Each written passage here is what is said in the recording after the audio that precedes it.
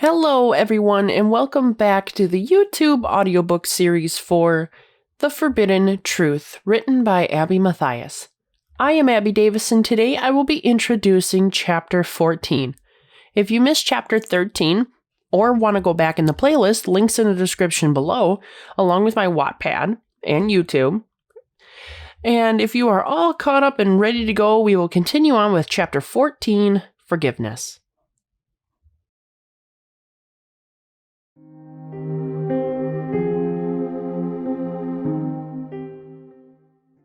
Once Abby went to bed on the night of the 5th, I sat on her computer chair with my new notebook, research books, and a pen that I borrowed from her desk to finally write down all of my miscellaneous powers. I haven't used the leather designs journal since I magically obtained it from the mysterious old man from the alleyway. I recall how I found it on my desk that same night my protector child had her boyfriend's Thanksgiving event on November 20th. Yet, I just wasn't that determined to use it until now. The whole possession power that I randomly gained overwhelmed me with consternation. My mind couldn't wrap around the fact that I even had it. This kind of competence didn't seem relevant to my protector child's needs. Hell, I firmly believe that I obtained it because of that nightmare I had with Miss Haynes. I have no recollection as to why this power would even be useful to me. So starting with that, I wrote a main title down upon the first page of the notebook and started to go through my powers, beginning with the most common ones. Psychokinesis, ability to move things using an unknown force. Force field, and shapeshifting were all powers that I could find in my powers book that I bought a while back. There was no need to go into extreme detail with those ones. However, I wanted to write descriptions of the supernatural abilities that seemed to be anonymous to the rest of the realm. The muscle growth was activated whenever there was a physical threat or when I became protective.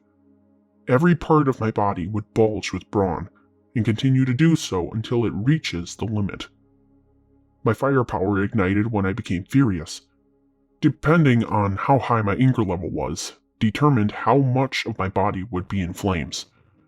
Knowing that fact, that instantly made me believe I was somehow fireproof and couldn't burn. Then finally, every time I calm down, that heartbeat kicks in and somehow regenerates the power. I still don't know if that was the exact answer. However, it was the only good one I had for the time being. After that, I wrote down a brief summary about my double arm status. That wasn't that hard to figure out. I practiced with them enough to make them retract out upon my command, yet there were still a few times where they would uncontrollably extend out within intense situations. Yet that was becoming rare now as well. As for my wings, they were kind of the same issue. I could summon them on command, but they still came out at random points without my consent. The more important piece was that I couldn't recall what type of wing I actually had. Despite my curiosity, I knew it was useless to try to find out. They probably wouldn't be documented. All I knew was that they were a mixture of a dragon wing, but were somewhat stylized like Abby's. Regardless of that, after I wrote down all of the powers I was knowledgeable of, I finally began to read in detail about my possession ability. I only skimmed it while the possession was happening. However, now I was able to read how the power could be used. Eventually, I found the correct paragraph and read as follows. The power of possession can be used in multiple different ways according to an individual's social status and access. With an average demon, they can switch vessels with another, regardless of species or the account of consent that is given. Possession can last for however long the main demon or succubus wants it to last. However, that is only for demons within the demon realm. If an individual has access to the human realm, some of the possibilities are limited. A human vessel can only be used for one desired task, whether it takes an hour or a day. Once the task is completed, the demon is ejected from the human vessel and must find another. Upon finishing that reading, I immediately wrote down the information and reflected. Because of me having access to Earth, I had the potential to access a human body rather than Abby's. Not that I would be willing to do such a thing, but it shook me tremendously. There was no way I would have to use this power within the human world. Yet if it was malfunctioning between Abby and I don't know if I could stop it from happening anywhere else. But that was a thought process for a different day. It was now 10:30 p.m., and I wanted to get some shut-eye myself. So once I finished writing, I stood up out of the computer chair, gave Abby a kiss on the head even though she was dead asleep, and gathered my belongings to retreat back into my house to gain some shut-eye. I was forever grateful that I had good dreams. Well, more like dreams I couldn't envision or recall. When a body sleeps, it always dreams. It's only a matter of what state of sleep you are in for your brain to process it. All of these fantasies happen around 5 minutes before a person wakes. As much as a pleasant dream would have been nice to wake up to, I instead heard a strange voice that woke me abruptly. Darius, I think you should get up. Immediately, as those words filled my ears, I sprung up like a bullet and readied my fist in panic. Yet when I fully opened my eyes and stared at the intruder in my house, it was Abby as her demon self.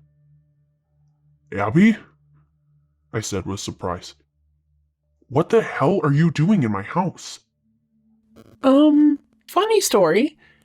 I flew down here and was knocking on your door. However, after the third time trying to get you to open it, I phased through the entrance and fell onto the floor in here. Wait, what? You teleported in here? No, I phased through the door like a ghost. Here, I'll show you. At that moment, she went to the door again and took a deep breath.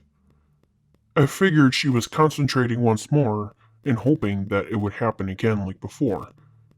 Then, once she was ready, she stuck out her hand to touch the door, and it went straight through it. A magenta glow surrounded her arm, and when she moved to walk outside, the glow followed until she was standing on my porch. I stayed in my bed amazed by what was happening, and eventually she walked back into the house to present herself to me. Now you see what I mean? What the hell happened to your door? Abby, I don't think that was the door. I think that was all you, I said, pausing slightly. Her eyes widened at my statement while I began to pull up my hologram tool. Well, it can't be.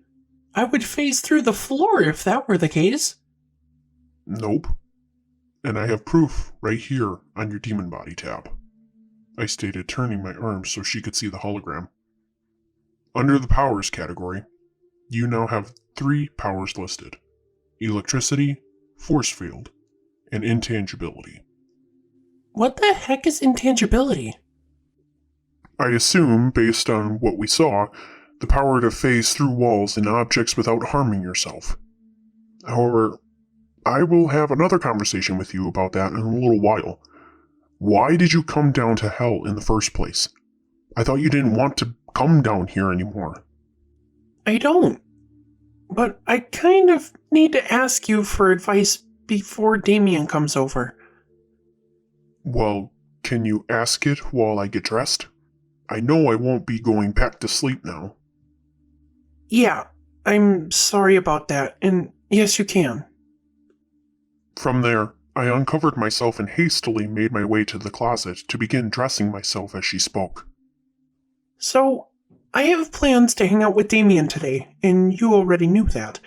However, this morning at around 8:30 I got a phone call from an old friend who wants to rekindle our friendship. And which said friend is it? The one who wanted to date my boyfriend in high school. At those words, I paused within my tracks and glared down at her with agitation. You better have said no. Well, that's the thing. I didn't. Then what did you say? I asked, wanting to know where this was going now. She hesitated to tell me for a minute. However, she took a deep breath and spilled everything. She was crying on the phone and begging me to meet with her to talk things out. We haven't spoken since Halloween, and she has missed us tremendously.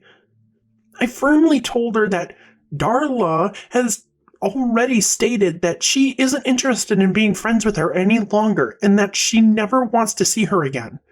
Scarlet understood, and said she just wanted to rekindle the friendship between Damien and I. I wanted to give her that chance to come clean and explain herself.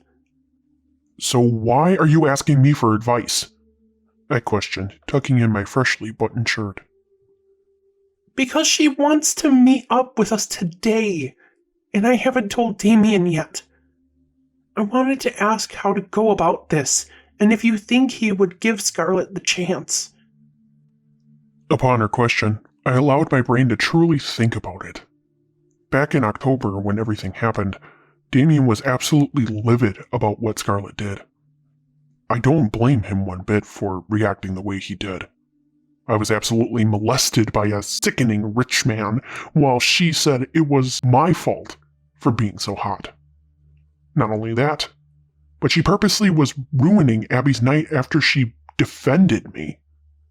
I still believe Scarlet intended to yank my protector child's hair when she ripped the wig off her head. With all of that knowledge and experiencing that night myself, I knew he wouldn't like the idea of rekindling that friendship. You want me to tell you the truth? I said with a serious tone. I wouldn't have come to you for help if I knew you were going to lie. Plus, you've already said you hated lying. So you have to tell me the truth. Touché. I walked away from my closet and placed myself in the open space of the room to express my findings. I think he will be reluctant. He is very protective of you and wouldn't want you within that kind of situation again. He also really knows how toxic she is and doesn't want to be associated with that barrel of acid. At my remark, she tilted her head towards the ground in shame. Thoughts of regret flooded her head as I could suddenly hear them within mine. Yet she was judging too quickly and didn't let me finish. So I used my telekinesis to place her in front of me. Her eyes immediately jolted to mine upon the action, and I placed my hands upon her shoulders. He may be reluctant to the meetup, but he would go and hear her out because of you. Let me finish before you start worrying next time. I'm sorry. I'm just nervous that this will end our relationship. Of course it won't. It might lead to a disagreement, but those can always be fixed. Not every moment in a relationship is perfect. There are arguments that arise, and it is both of your duties to compromise during those times. Keep your calm, and allow him to express his anger. If you keep yourself at bay, you'll have nothing to worry about. Now can we head back to your body so we don't have another mishap? At my statement, she violently nodded her head yes, and we eventually made our way back to her house in the human world.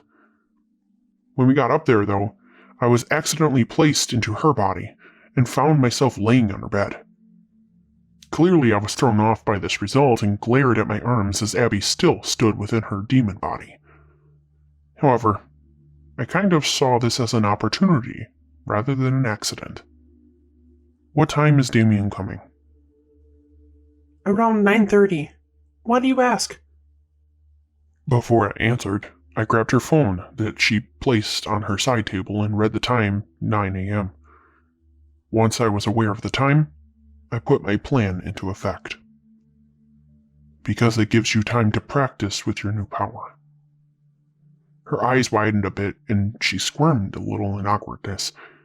I knew she wasn't comfortable still with the thought of having powers within the demon world.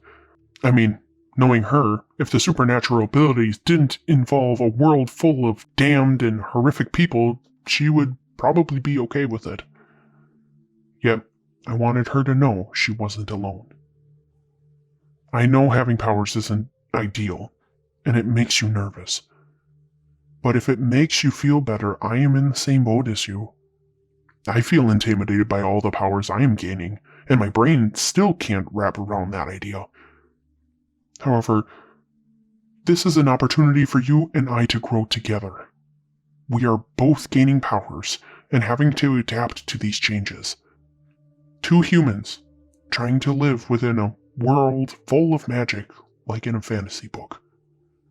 It isn't easy, but we can at least gain control over our abilities and adjust together.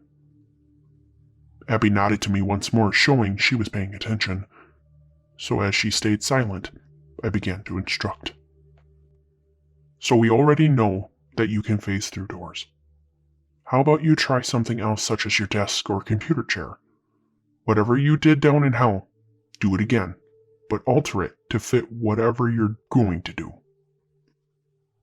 As I finished, she turned herself to her computer chair and closed her eyes once more to focus herself. Again, we filled the room with silence as I waited for her to act out. Finally, after what felt like a minute, she raised her right arm again to touch the back of the chair. As like before, her arm punctured through and the magenta glow surrounded her arm. Once she realized it worked, she wiggled her fingers on her right hand and moved her arm in circles. You still feeling okay, right? I mean, yeah. This is just hard to comprehend. I know it is.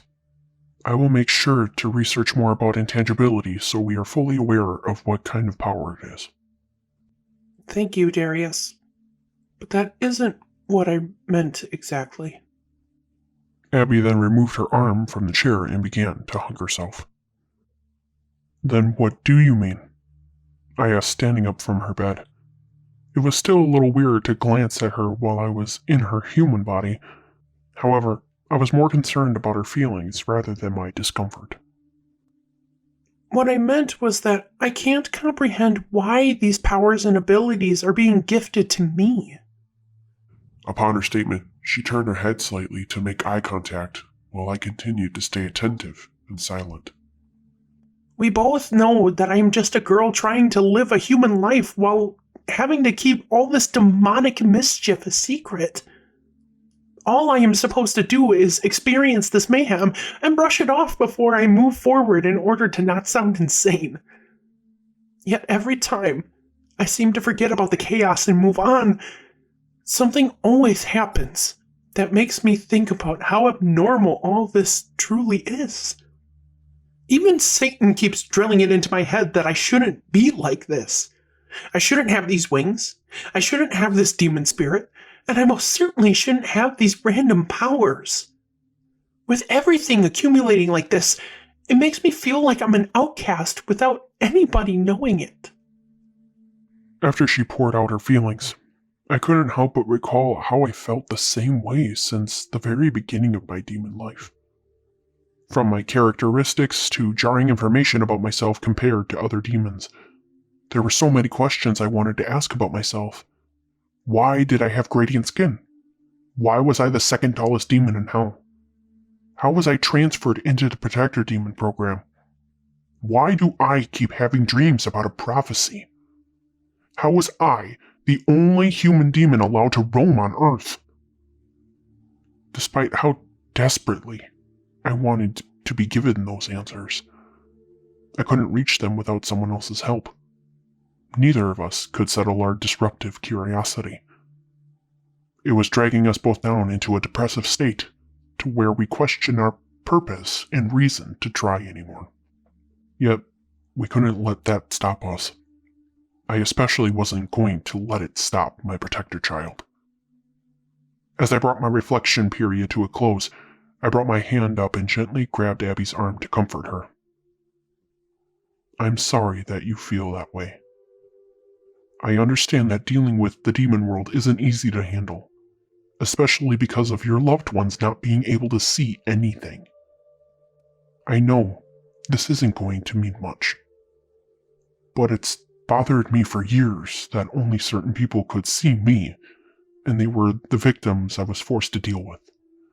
It's discouraging, to say the least, and I know how it feels. Abby disconnected the eye contact we had to stare out the window into nothingness. Another silent pause filled the air again. However, it was only because of a thought of hers vocalizing in my head. I'm the only protector child with powers, and Satan has his eyes set on me for some reason. Who else in the world can say they have been picked on by the devil? I can, I stated without hesitation. Upon my response, she turned her head back to me and gave me a confused look. You can what? Say I have been picked on by the devil. You know my story better than anyone within both worlds. I know I have said this multiple times, but I was once human as well. I may not be in the same circumstance as you, but our cases are relatable. We are both oddballs, and that's why we stick together.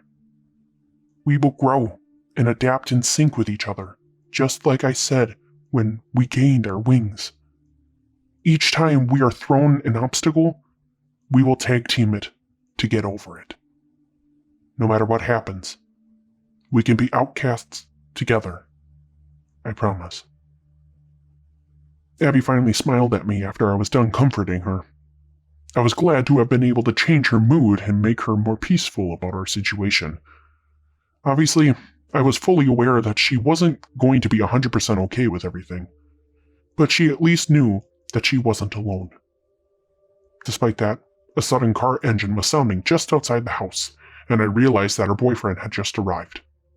So upon hearing that, I turned to Abby and spoke again. All right, Abby, we need to switch now. I'll be here the entire time, so if you need help, I will be here. Okay, thank you, she said with urgency. Finishing our conversation, we grabbed each other's forearms and switched to our normal selves. She was back into her body, while I stood tall within mine. As we were finally situated, she took in a deep breath and left the room to meet Damien. Upon us entering the basement, Damien closed the door to the garage and instantly lit up as he saw Abby. Without skipping a beat, he greeted her with compassion and instantly kissed her as they made contact. It was all mushy-gushy for a little bit, and I turned away to not be such a perv. However, once I heard the kissing stop, I rotated myself back to see the conversation play out. Hey, baby. How are you today? I'm okay. What about you? I'm great now that we get to have some time to ourselves. Well, about that, I would like to do something else first before then, she said, rubbing the back of her neck. Damien's expression shifted to confusion as he tilted his head slightly to visually focus on her. What do you mean? What would you like to do? I got a phone call from someone today. The person who reached out to me called in tears and asked if we could all meet up and talk. And who might that be? He said a little more sternly this time around. Gazing back at Abby's boyfriend, I could tell a mental switch flipped. He was now staring at her intently while his whole face tensed. Even his body started to stiffen as his fists slightly clenched. I believe he already knew who she was going to say, but there was nothing I could do to prevent his anger. I was just as mad about it as he probably was. Yet this was a problem a human had to solve. All I could do is watch and aid if Abby needed it. Scarlet? She said finally after a pause. Damien then let out a sigh of frustration as his eyes closed to keep his cool. I know you weren't going to be a fan of the idea, but I want to hear her out. She was physically crying and saying that she missed us. All she wanted to do is talk things out and rekindle our friendship. Abby, I don't know if there will be rekindling. We both know that the way she acted was sickening. She physically hurt you by pulling your hair when she was taking off your wig. Okay, yes, she did that, and she had every right to. I did kind of punch a guy at her party. From her statement, Damien huffed a bit and stepped back from Abby. I could tell he was trying extremely hard not to explode, but that was more likely the reason why he took a step backward. That doesn't matter. You were using self-defense as he was trying to hit you. Another thing, you were protecting Darla from that asshole.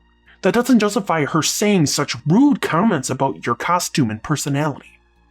But she has a point. I am the weirdo that willingly dresses up like a guy, unlike a lot of our friend group. But that is besides the point.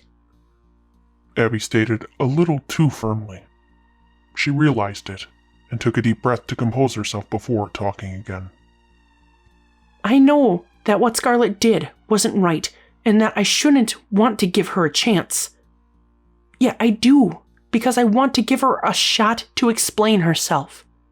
I want the friendship I used to have with her back in high school, before she came along and tried to hook up with you. All I am asking is for you to hear her out, and if you don't want to be friends with her, I will be okay with it then. But in order to even see if a friendship can be rekindled, we have to meet up and discuss it. After her confession, Damien took a minute to himself to reflect. Yet, as he did so, he stared at his girlfriend and started to relax. His stature and expression softened, while he approached her again with calmness and defeat. I knew he was giving in to her, but yet I still felt like he had something in his mind.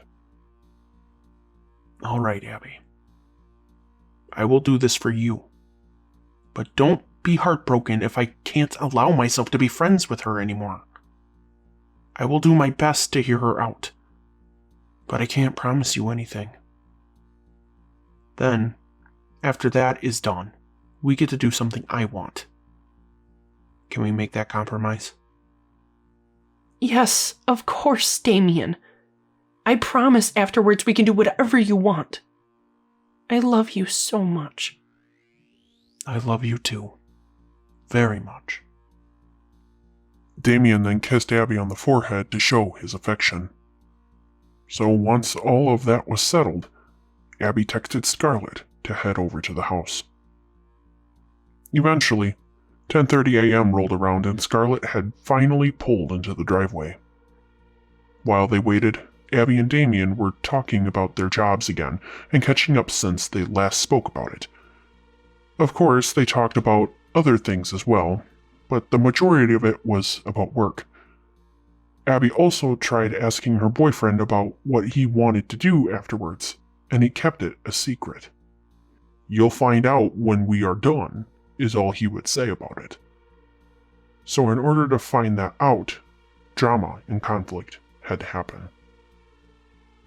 As Scarlett got out of her car, she turned her head to the couple and paused slightly in nervousness. You could tell because of her swallowing hard while her breath was a little shaky. However, after a few seconds she resumed and closed her car door. Upon her approach, I examined her outfit and it was way different than usual.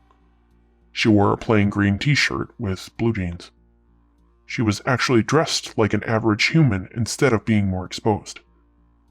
Also, another reason for the warmer wardrobe was because of the 40-degree weather because of winter.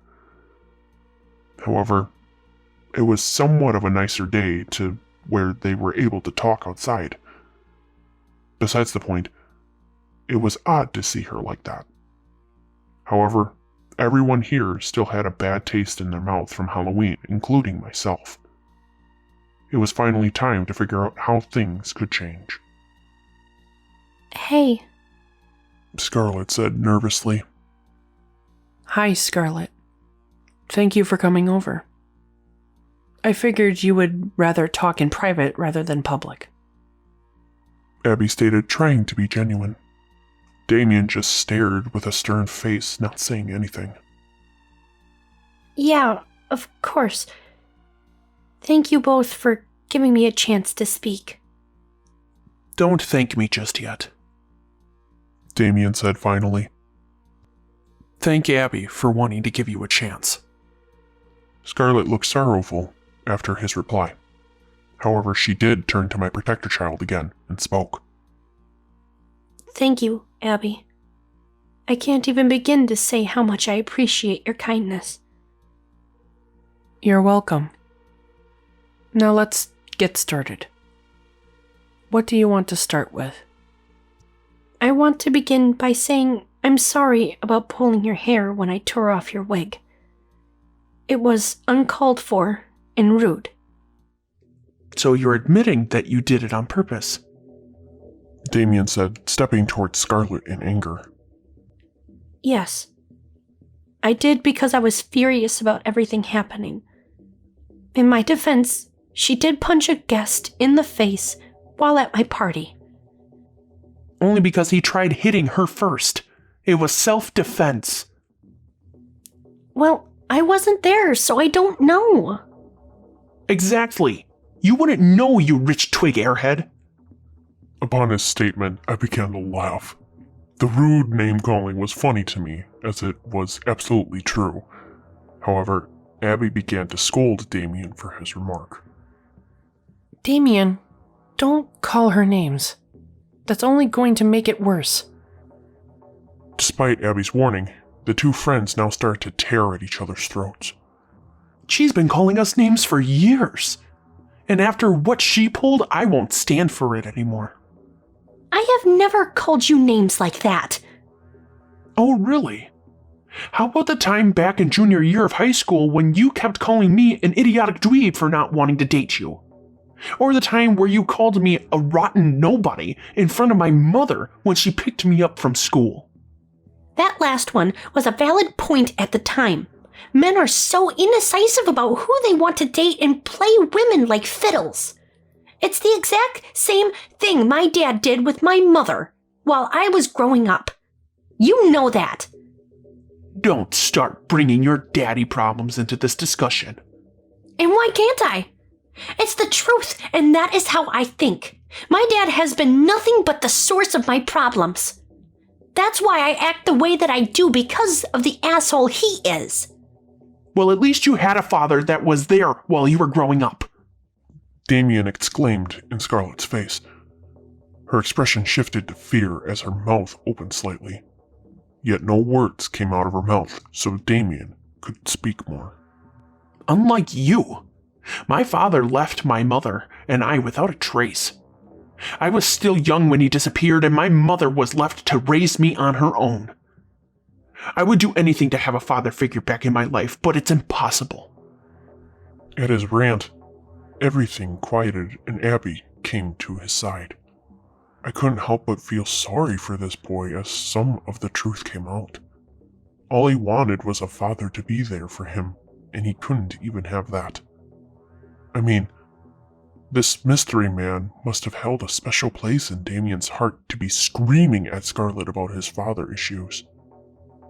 Yet that was the point he was trying to make. With every day that passed, he didn't bring up those feelings or problems to others. He stayed silent and didn't allow the pain to impact his life. At least, not in public. Damien, I'm sorry. I didn't know your father— Just forget it, Scarlet. He said demandingly. Again, this is not about those issues. It's about your actions towards Abby, Darla, and I. What you did at the Halloween party was undeniably horrible. You already lost one friend because of your actions, and right now you're about to lose two. Yet if you want this friendship to last, you are going to tell me how it is. What made that little switch in your head flip and choose to rekindle what we all used to have? Before you tried secluding me from our friend group to hook up with me. Before you became jealous and found out that I was interested in Abby. What are you going to do to regain that kind of friendship? I am going to move on from our past and start off with a clean slate. Something important has come up. And I realized I need to reconcile with you both in order to live with myself. And what is that said thing, Scarlet? Abby said, letting go of Damien's arm. I will say in a minute.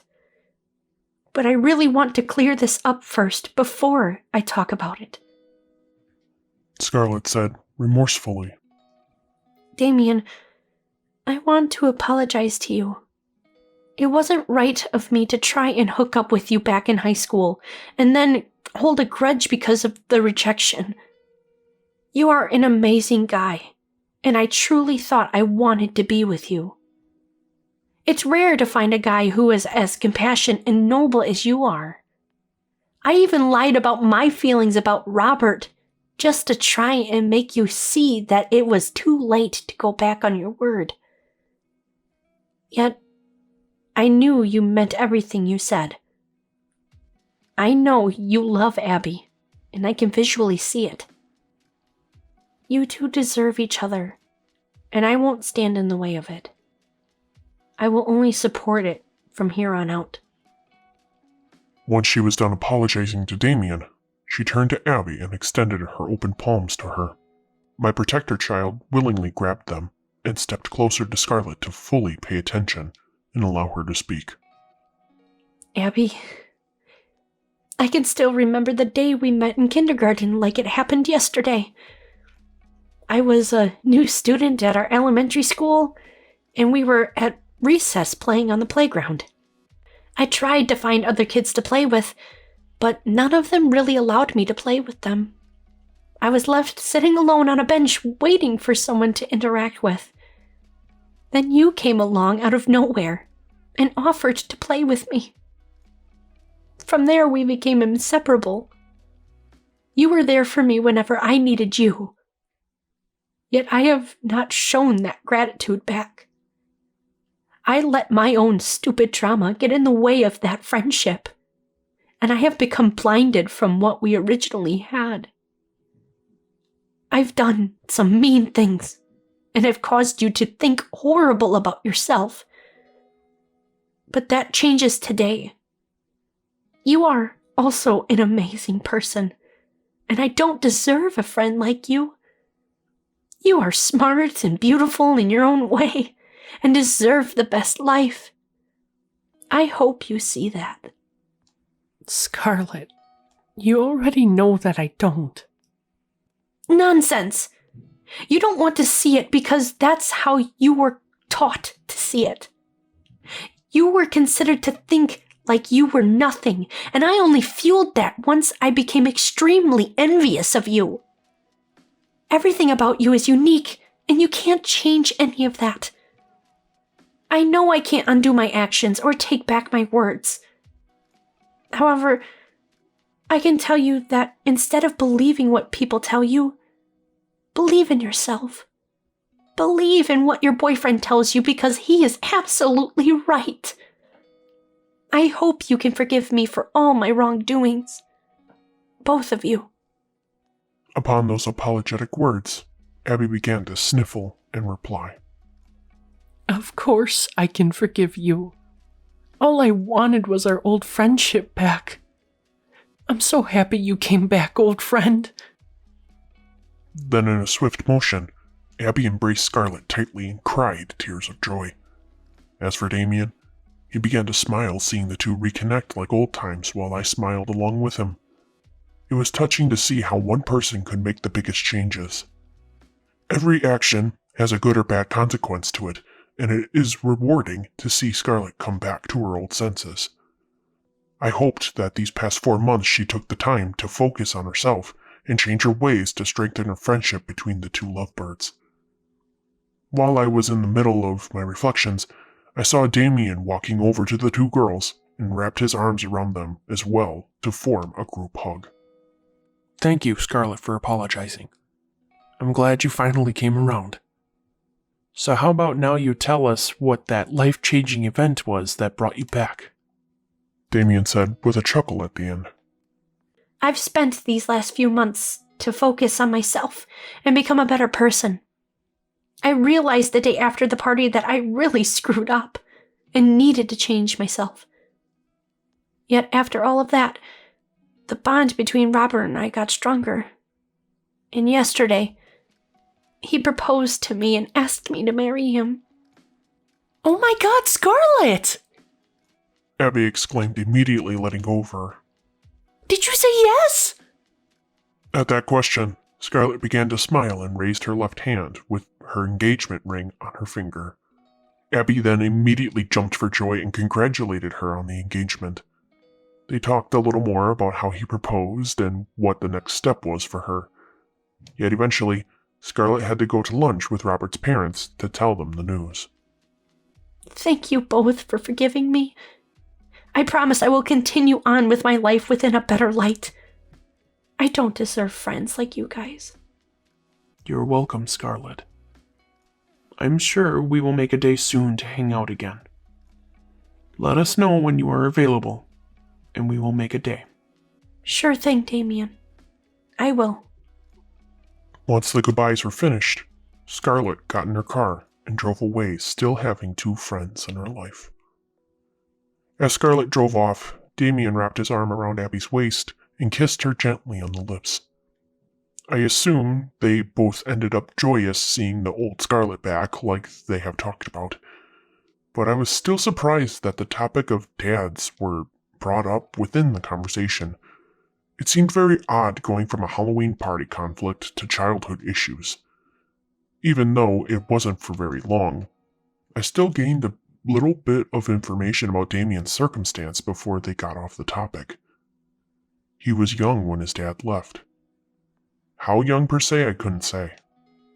Another piece of information I gained was that Scarlet's father must have cheated on her mother. Otherwise, why else would she say men are indecisive about women? Regardless of that, that statement was false. I knew who I wanted and when I wanted her. To be honest, I wished I was standing alongside her at this very moment. Romantic love was in the air, and at this point, it was almost sickening to me. It always made me remember my wife and how I was involuntarily separated from her when I was 35 years old. I could never enjoy the affection Nala would give me when I could come home from work or when she felt lovey-dovey. I couldn't embrace her from behind and kiss her lovely neck that made her laugh. And finally, the most devastating one. I could never cuddle with my one and only while telling her how much she means to me. With all those thoughts circling within my head, they made my sorrow overpower the moment and make my eyes begin to water. Before Abby could notice, I tapped my snake and rose marking to teleport myself down to hell. I needed to seclude myself from everything and just take time to myself for now. No talking to my protected child or walking around with her to see her every move. No reading any of my books or writing in that snake journal. The only thing that I would be using is my bed to lay upon. My mind is too far gone at this point to brush past my emotions. I fell victim to my own feelings and just had to let them expose themselves. They haven't acted up this badly before since I have been down here, but I am practically mourning the loss of my wife when I am the one who is dead. So laying on my bed, I allowed the sudden tears to roll down my face and let my eyes close to fill my vision with darkness. After some time had passed, my optics began to show me that I was within a different environment. I was suddenly within that arena place with black and purple bricks. Nothing but dirt covered the ground while the air was noiseless. No one was in sight, and I was standing by myself. That was until I heard multiple running footsteps coming from behind me. I immediately turned around to find a male and a woman running at each other with extremely happy expressions upon their faces. As I listened to their panting, their breaths were hinged as if their emotions were getting the best of them. Eventually, they collided in the middle of the arena and hugged each other for dear life. Focusing on them more, I identified the male as the second man from my dreams, while the woman was his wife, also known as Miss Haynes. I missed you so much. she said, trying hard to compose herself. I missed you too. There wasn't a day that went by that I didn't think of you. I know, my love. The same goes for me. You have haunted me so because of what happened. I never thought I would see your handsome face again. At least not until I died as well. At that statement, the man let go of his wife and brought his hand up to her face to brush Miss Haynes' cheek. What on earth are you talking about? You most certainly don't deserve to be down here in this cruel place. You would go elsewhere. Don't say that. She cried. I refuse to believe that fact. I want to be with you, and I always will. That doesn't matter anymore. We are together now because of the broken deal. We can go back and live as a family again. You, me, and Damien. We can finally be the little group we always wanted to be. No more deals, no more death, and no more separation. As he said that, I heard another footstep walking and looked to my left. Upon doing so, I saw Damien with a big smile on his face. His father turned around upon hearing the stepping and gave out a sigh of immense relief. His son was about to stand right in front of him, alive for the first time since God knows how long. And once these two people met, they wrapped each other within an embrace to solidify their bond again. I can't believe you're here, Damien said softly, trying to hide his own feelings. I know. Me either. But I'm happy to know that you are still alive. I didn't have a clue what kind of state you would have been in. I'm so happy, Dad. But I am even happier knowing you'll be in my life again. Once again, after a moment, the two unwrapped their arms and stood tall again. Then, without saying a word, Damien moved to the middle of his parents and grabbed both of their arms in happiness. They were all somehow one big family again.